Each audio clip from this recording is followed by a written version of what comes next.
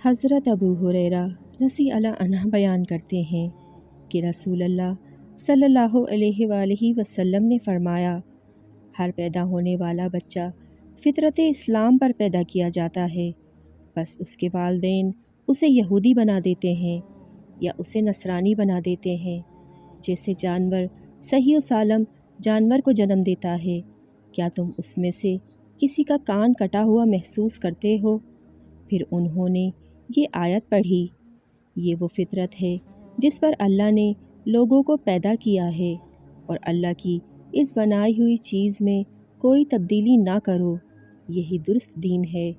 حضرت ابو ہریرہ رضی اللہ عنہ سے روایت ہے، کہا کہ رسول اللہ صلی اللہ علیہ وآلہ وسلم نے فرمایا، قیامت کے دن اللہ عز و جل فرمائے گا، اے آدم کے بیٹے، میں بیمار ہوا تو نے میری عیادت نہ کی۔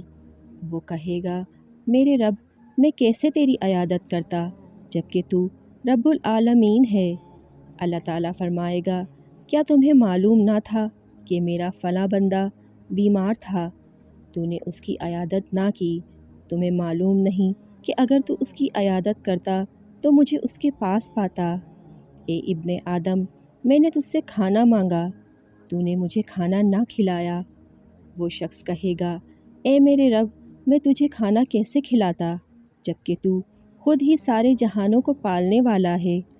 اللہ تعالیٰ فرمائے گا، کیا تجھے معلوم نہیں کہ میرے فلاں بندے نے تجھ سے کھانا مانگا تھا، تو نے اسے کھانا نہ کھلایا؟ اگر تو اس کو کھانا کھلا دیتا تو تمہیں وہ کھانا میرے پاس مل جاتا۔ اے ابن آدم، میں نے تجھ سے پانی مانگا تھا، تو نے مجھے پانی نہیں پلایا۔ وہ شخص کہے گا، میرے رب، میں تجھے پانی کیسے پلاتا جبکہ تو خود ہی سارے جہانوں کو پالنے والا ہے؟ اللہ تعالیٰ فرمائے گا، میرے فلاں بندے نے تجھ سے پانی مانگا تھا، تو نے اسے پانی نہ پلایا۔ اگر تو اس کو پانی پلا دیتا تو آج اس کو میرے پاس پا لیتا۔